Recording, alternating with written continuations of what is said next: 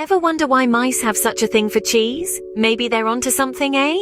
Well, buckle up, because we're about to embark on a curdled journey through the delightful world of cheesemaking. First, we start with the star of the show, milk. But not just any milk, my friend. This is the diva of dairy, the prima donna of protein. It must be fresh, raw, and full of potential. Next, the transformation begins. Our milk is gently warmed like a bubble bath for bovines.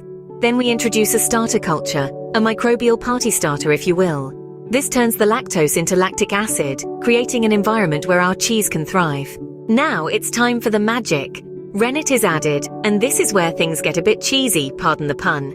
This enzyme causes the milk to coagulate, transforming from a liquid diva into a solid superstar.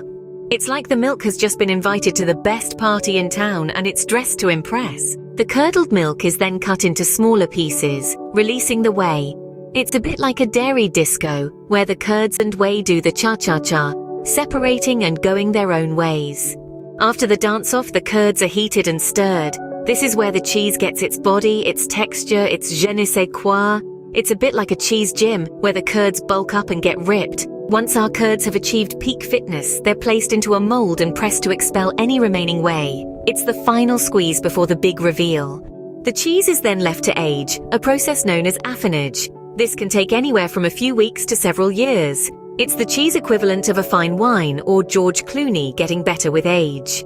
So, to sum up, cheesemaking is a bit like hosting a party. You invite the right people, or ingredients, set the mood, have a bit of a dance-off, then let everyone chill out and mature. And just like any good party, the end result is something memorable, satisfying, and a little bit cheesy.